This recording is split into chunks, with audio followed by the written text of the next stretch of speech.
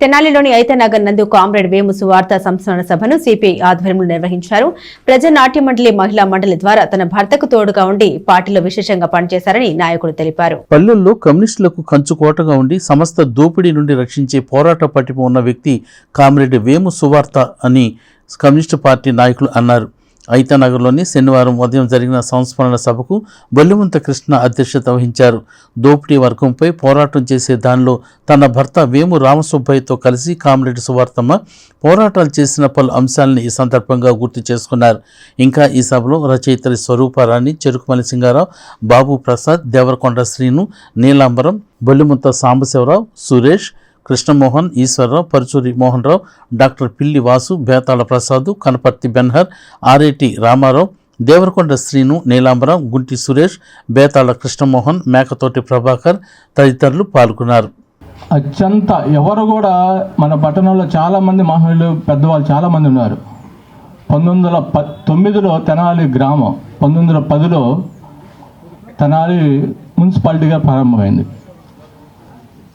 ఈ పరంపరలో అనేక ఉద్యమాలు, అనేక త్యాగాలు అనేక చేసినా కానీ మన తెనాలి నియోజకవర్గంలో చల్లపల్లి స్వరూపరాణి గారు చెప్పినట్టుగా ఎక్కువగా మన చర్చీలు లేదా కమ్యూనిస్ట్ సెల్సే ఉంటాయి.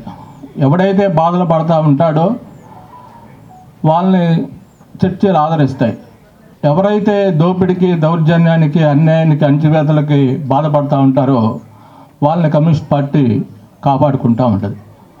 ఈ నేపథ్యంలో వేము రామసుబ్బయ్య గారు కానీ, సువార్తమ్మ గారు కానీ, కాబోతు రామస్వామి గారు కానీ, మంచాలి ప్రసాదరావు గారు కానీ, యేసురత్నం గారు, కనపర్తి యేసురత్నం గారు, వీళ్ళంతా కూడా అనేక ఉద్యమాలు, పెత్తందారులకు వ్యతిరేకంగా, భూస్వాములకు వ్యతిరేకంగా అనేక పోరాటాలు చేసినటువంటి ఒక చారిత్రమైనటువంటి నేపథ్యం మన తెనాలి పట్టణానికి ఉంది.